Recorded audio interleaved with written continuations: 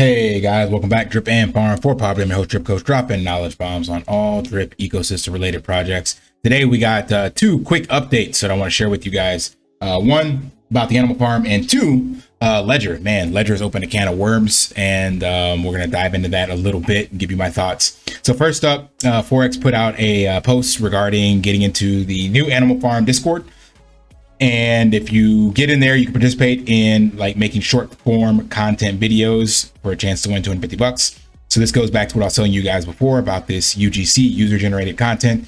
So it sounds like they're going to try to promote this and, get some virality around the animal farm.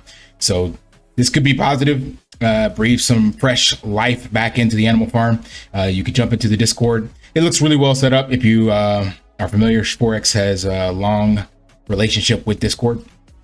So this is where his original Discord is at as well. This is his Forex Shark calls basically, and drip and animal farm, just all sorts of stuff in this one. But the new one now is just animal farm related. So if you're in a Discord, you can jump in there and chat, I guess, or whatever. But anyway, let's get over into the big news. So first and foremost, the best place to get the information is on Twitter, straight from Ledger. So Ledger is a verified account that you can follow, and they have 580,000 followers. So do not follow anyone else. Come over here and listen to this recent AMA or a Twitter space they did with the CXO and CTO and co-founder.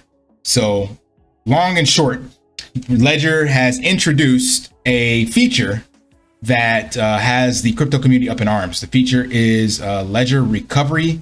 What's the actual name of this feature? Something Recovery. I don't have the name on this one. But in short, what it allows you to do, Ledger Recovery. Yeah, it's a ID-based private key recovery service. And it also comes with an insurance, so up to $50,000. So what this does is on the new firmware update, if you have a Nano X, you can opt in and pay the $9.99 per month. And then what they will end up doing is taking your seed phrase from your secure element stored on your ledger, sharding it into 3 different pieces and sending it to 3 different custodians, one in the US, one in the UK, and one in the UE, if I'm not mistaken, EU. And they will have pieces of your seed phrase. So if in the event you need to recover it, you can basically do so using a government ID or whatever the case may be. So this has the community up in arms because Ledger originally was touted as a device in which no one could access your seed phrase. And here's where the bifurcation takes place. So they state, let me read it first. Despite the company adamantly stating this is voluntary service and users can continue to back up their seed phrases themselves, Ledger owners are still unsettled over what this means for the hardware wallet company's security. The company claims there is no backdoor on its devices and that this is an entirely opt-in service. That means if users don't opt in, it will have no effect on the Ledger devices. He also said the update does not increase attack vectors on the wallets. So the issue people have is that it's an opt-in service and it's being pushed by firmware. So that has some people speculating that this was always there to begin with. And that means that there was always an attack vector that just never got it. It was that your keys seed phrase was only on your ledger and there was no way to get it off. Right. So that was it. There was no way to send it anywhere. If you lost it, you didn't write it down, the device got corrupted, whatever, that was it. It was gone forever. However, with this recent firmware update, there is a way for them to take that seed phrase and then shard it and send it to these 3 companies. That's what people are upset about. But they expressed multiple times in this AMA or VC, I guess it was an AMA, that before that even happened, so let me rewind that. The secure element on the actual ledger itself is basically a little mini computer, meaning it can always be updated. So to be able to update a computer with firmware and with the new tech or whatever, if some vulnerability comes out, Like right now, there's been no hacks, but if you had a device that could not be updated, then who knows what supercomputers will be able to do 5-10 years from now.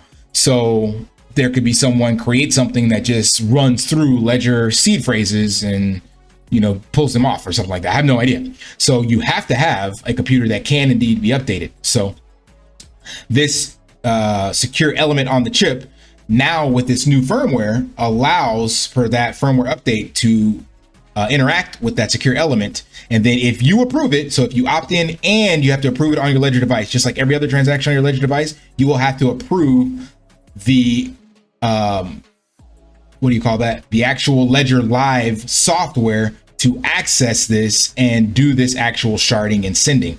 So there's still a security element there because you still have to approve it, but the OGs and self-custody sovereignty people are upset that the ability actually exists in the first place in crypto. So it's interesting because it's not something that the current crypto users who have done their research have gone through all these hurdles. They understand it. But I totally agree that S-curve adoption is going to require people that do not want to do all this. So it's a double-edged sword. I'm still going to keep my ledger. There's a lot of people in the Twitter comments, and they got a lot of heat, and even on this VC, that are saying they're going to find another company to work with. But that just makes me think that all of them have this availability somewhere, because in order for you to actually interact with the blockchain, we know that your seed phrase is there and that there is some level of the authorization going through your seed phrase on your wallet to your hot wallet interaction on the blockchain and confirming that. So whether or not this is new or whether or not other hardware wallets have this exact same vulnerability, I don't know. That's deeper into the weeds than what I'm familiar with. But it seems like most of the people in right now are upset. I didn't see anyone like agreeing with this. It seems like the bulk of them are not on board with this. But as their CEO said, it's for the future, hundreds of millions of people. So I guess they might take a hit now and be in position for that next bull run. We'll see. That's all I got. Hope it provided some value. If it did, smash that HTTP special up with like, subscribe, comment down below. And until next time, live daily and achieve your impossible. See ya. Want to pay your in real life bills with crypto? How about send crypto directly to anyone with a bank account? Spritz Finance is a decentralized solution to be your own bank and connect your crypto earnings to real world bills and payments. They do not take custody of your assets and allow support on multiple blockchains and Web3 wallets. Sign up below using my referral link and you will get $50 back when you make your first $50 bill payment with crypto. Additionally, I will be using referral bonuses to airdrop, donate, or burn based on community feedback.